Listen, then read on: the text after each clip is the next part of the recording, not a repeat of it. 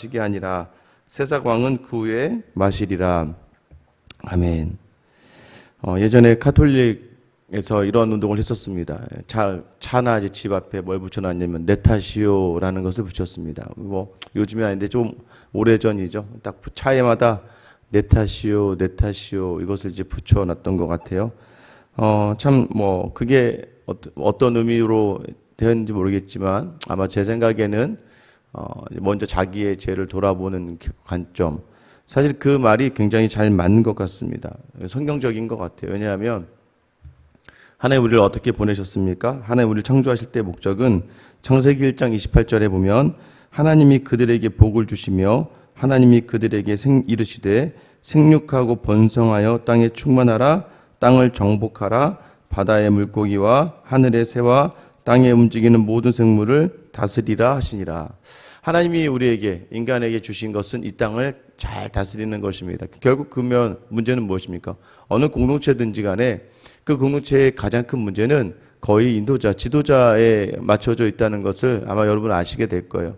한 기업도 기업가 한 명의 철학과 그 사업 철학과 그다음 기업가 정신에 의해서 회사가 달라지는 것이고 뭐 교회도 마찬가지고 가정도 마찬가지 아니겠습니까? 어떠한 인도자, 어떠한 리더를 세우느냐가 굉장히 중요하죠. 그래서 어떠한 이 땅은 그러면 우리가 누가 이 땅을 매니지하는 거예요? 다스리는 거예요? 바로 우리가 이 땅을 다스리는 겁니다. 세상 속에서 크리스찬들이 온전하게 서지 못했을 때 어쩌면 우리는 항상 어떤 문제가 닥칠 때 누구의 탓을 또 누구의 문제다라기보다는 항상 내 자신의 모습을 먼저 돌이켜봐야 한다는 것이죠. 왜냐하면 우리가 그렇게 창조되었기 때문입니다. 그래서 가톨릭에서 하는 내 탓이요. 처음엔 저도 이해가 되지 않고 뭐가 내 탓이야. 다른 사람들이 문제가 있고 다른 사람들이 영향이 있는 거지.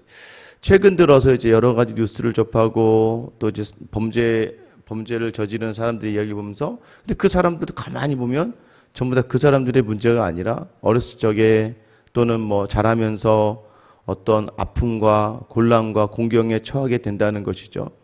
아쉬운 건 뭐냐면 사실 모두가 다 그런 일들을 경험합니다. 억울한 일을 당하고 때로는 좀 슬픈 일들을 내가 원하지 않는 것들을 당하는 모든 인간이 다 자기가 원하지 않는 삶 속에 있습니다. 그런데 중요한 것은 그걸 이겨내면 좋겠지만 이겨내지 못할 정도의 더 큰 아픔이 있을 수도 있지만 또 그것을 이겨내지 못한 사람들이 결국에는 누군가를 또 가해하게 된다는 것을 보게 됐을 때 그래서 계속해서 우리는 어떤 한 사람의 범죄 앞에서 한 사람을 집중해서 그 사람을 비난하는 것이 아니라 저 사람을 저렇게 만들 수밖에 없는 환경들, 상황들을 우리가 어떻게 바꾸어 나가야 할 것에 대해서 생각해 봐야 한다는 것이죠. 왜 그럴까요? 오늘 본문이 우리에게 그것을 이야기해 주고 있습니다. 15절 말씀 보세요. 이스라엘의 하나님 여호와께서 이같이 내게 이르시되 너는 내 손에서 이 진노의 술잔을 받아가지고 내가 너를 보내는 바 그 모든 나라로 하여금 마시게 하라. 하나님 여호와의 손에 진노의 잔이 있었습니다. 이 진노의 잔을 이제 예레미야에게 주고 예레미야에게 이야기해요. 이것을 가지고 너는 모든 나라로 마시게 하라. 뭐 이것은 뭐 진짜 예레미야에게 진노의 술잔을 줬으니까 가서 왕들에게 주라는 얘기가 아니라 이 말씀을 선포하라는 얘기죠. 내가 이제 진노의 그 잔을 부을 것이다. 여러분들 기억하셔야 돼요. 하나님의 진노에는요 예고 없이 진행되는 진노는 없다는 거예요. 그러니까 여러분 삶 가운데서 여러분이 어떤 진노의 값을 치른다, 때로는 내 죄의 값을 치른다, 하나님이 이미 말씀하셨던 것이고 하나님이 이미 여러 번 경고를 줬던 것인데 내가 그 경고와 하나님의 말씀을 무시하거나 잘 듣지 않아서 경험되어진 일들이 굉장히 많습니다. 하나님 시그널을 주세요. 어떤 죄를 범할 때 여러분도 아십니다. 뭐 저만 하는 게 아니에요. 여러분도 아유 이거 하면 안 되는데 하면서 행하는 일들. 이렇게 생각하면 안 되는 거 알면서 그렇게 행하는 일들. 그곳에서 나중에 어떤 일들이 일어나요? 결국에는 진노를 경험하게 되는, 왜냐하면 죄의 값을 치러야 되거든요. 하나님은 공의로우신 분이시기 때문이에요. 결국 하나님께서 여러 나라를 심판을 예고하시고 이 진노의 잔을 마시라고 이야기해요. 그 진노가 무엇입니까? 16절에 보면 그들이 마시고 비틀거리며 미친 듯이 행동하리니 이는 내가 그들 중에 칼을 보냈기 때문이니라 하시기로. 그들이 마시고 비틀거리고 미친 듯이 행동하는 이유가 뭐예요? 하나님이 칼을 보내셨다는 거. 이 칼이 무엇을 이야기하냐면 너희 이 칼은 이 군사력, 그러니까 전쟁 같은 것들로 그들을 무너뜨리게 해서 그 전쟁에 취하여서 결국엔 비틀어지고 미치게 된다는 것이죠. 17절에 내가 여호와의 손에서 그 잔을 받아서 여호와께서 나를 보내신 바 그 모든 나라로 마시게 하되 18절 예루살렘과 유다 성읍들과 그 왕들과 그 고관들로 마시게 하였더니 그들이 멸망과 놀램과 비웃음과 저주당함이 오늘과 같으니라. 자, 이제 시작되었습니다. 어디서부터 시작됐냐면 유다와 예루살렘으로부터 이제 시작되는 거예요. 그 다음에 어디로 이어집니까? 쭉 읽어다 가다 보면 애굽, 우스, 블레셋, 에돔, 모압, 암몬, 두로, 시돈, 드단, 데마, 부스로 쭉 이어집니다. 결국 18절부터 26절까지는 처음에 시작이 어디였어요? 예루살렘과 유다 성읍이었어요. 근데 19절에 보면 애굽의 왕이고 20절에 보면 모든 섞여 사는 민족, 그다음에 우스, 블레셋 사람. 21절에 에돔과 모압, 암몬. 22절 두로, 시돈. 23절에 드단, 데마, 부스. 24절에 아라비아. 25절에 시므리, 또 엘람, 메데. 26절에 북쪽 원군의 모든 왕. 마지막에 어떻게 됩니까? 세삭 왕은 그 후에 마시리라. 이 세삭은 어디냐면 바로 바벨론을 의미합니다. 이 이스라엘이 은어적으로 죄송한 표현입니다만 우리가 어떻게 했어요? 일본을 예전에 한참 은어로 부를 때 어떻게 불렀다고 했어요?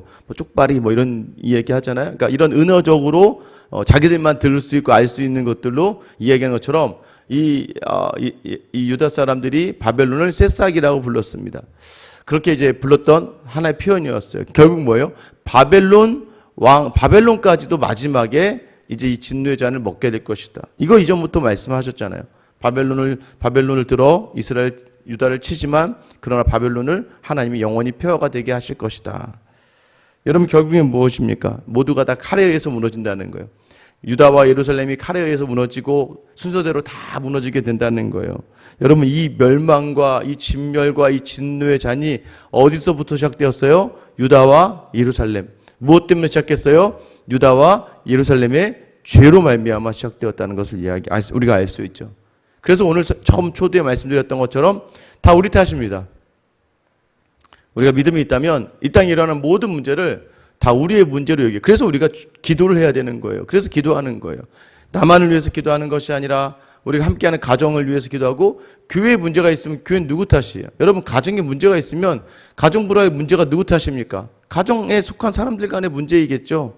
또 하나는 무엇입니까? 이 땅에 문제가 있다면 이 땅을 자꾸 남의 탓을 하면 안 되는 거예요. 저는 요즘에 개인적인 생각이지만 저는 선거할 때요. 남 욕하는 사람들을 절대 뽑아주지 말고 자기가 왜 자기가 되어야 되는지에 대해서 이야기하는 사람을 뽑아줘야지 자꾸 다른 사람 욕하는 사람들을 항상 그렇게. 근데 감사하게 어제 이렇게 뉴스를 보다 보니까 이제 비방하는 걸로는 상대방을 그렇게 많이 뭐가 진실인지 몰라서 그래요. 사람들이 제가 볼 때는 이제 뭐가 진실이고 뭐가 거짓인지 몰라서 그런지 모르겠지만 저는 좀 그렇습니다. 여러분에게 좀 제 개인적인 소견일 수 있겠지만 자기가 왜 되어야 되는지에 대해서 이야기하는 사람을 뽑아줘야지 다른 사람 욕하는 사람 뽑아주는 거. 여러분 생각해보세요. 반장 선거를 하는데요.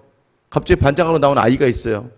제가 반장이 되어야 되는 이유는 제가 이렇게 하고 여러분 이렇게 하겠습니다. 와 이래야 되는데 갑자기 나온 애가 지금 후보에 올라온 저 아이는요. 사실요. 전번에 거짓말했고 선임 때 거짓말했고요. 저 아이는요. 다른 친구를 때리는 걸 제가 봤어요. 그러니까 저가 돼야 돼요. 이건 말이 안 되잖아요. 여러분 선거라는 게 무엇이에요? 자기가 근데 우리는 계속 그러니까 정치가 어떤 성경 타락의 극단적인 모습을 보여주는 거예요. 무엇입니까? 다 남의 탓이에요. 자기들이 잘못한 것에 대해서는 쓱 덮어요. 그러나 자기들이 다른 사람을 좀 이렇게 책을 잡아서 밟고 올라갈 수 있는 것들이라고 한다면 집요하게 공격을 하죠. 여러분 우리 믿음의 사람이 그러면 안 된다는 거예요. 저는 그래서 SNS를 할 때도요. 딱 그 사람이 저에게 저는 제가 먼저 일조 신청하는 경우는 거의 없습니다. 누가 저한테 페이스북이나 블로그를 이렇게 신청할 때 먼저 한번 살펴봐요. 근데 거기다 대고 나라를 욕하거나 여당을 욕하거나 야당을 욕하거나 이런 이렇게 그러니까 믿음이 있다고 하는 사람들 중에 비판하고 판단하는 사람들이 있으면 저는 가능한 그런 사람들과는 이렇게 맺지 않습니다. 왜냐하면 저는 기본적인 생각은 그래요. 우리가 지금 남 축복할 시간도 없을 존재들로 남을 기도하며 축복하고 나를 위해 기도하고 다른 사람을 돌아봐야 되는데 어떻게 남을 비판할 시간이 그렇게 많겠습니까? 누구 때문이라고요? 우리 때문이라고요. 다시 이야기할게요. 예루살렘과 유다의 죄 때문에 지금 시작된 이 멸망이요, 결국엔 퍼져나가서 마지막 바벨론까지. 누구 때문에요? 유다와 예루살렘의 죄 때문이라고 하나님은 분명히 밝히시고 있는 거예요. 그럼 오늘 여러분 다시 한번 우리의 삶을 돌아보셔야 돼요. 여러분, 우리가 얼마나 우리가 악한 존재인지를 아셔야 돼요. 여러분, 우리가 잘못 서 있으면요, 우리의 가족 무너지고요, 교회 무너집니다. 왜요? 자기 탓이 아니라고 하면 교회는 무너지는 거예요. 왜냐면 다 남의 탓이니까 다 누군가의 잘못을 드러내고 잡아줘야 되는 거예요. 뭐래도 문제가 있고, 뭐래도 화가 나고, 뭐래도, 왜요? 내 마음에 들지 않기 때문이죠. 그런데 가장 중요한 하나님 뭐라고 지적하시는 거예요? 지금 네 마음대로 해야 되는 그 마음이 죄라고 이야기하시는 거예요. 네 마음대로 안 돼서 그 마음을 바꾸지 않는, 그 마음을 돌이키지 않는 네가 문제다라고 이야기하시는 거예요. 여러분, 그래서 우리는요, 축복의 통로로 이 땅에 부름을 받았지, 우리는 저주를 위해 부름받은 사람들이 아니라는 거예요. 하나님을 알리고 하나님의 살아계심을 느끼게 하고 하나님으로 말미암아 나아가는 그 축복의 통로가 되는 우리가 되어야 된다는 것이죠. 그러면 가정도 마찬가지예요. 가정도 마찬가지입니다. 왜요?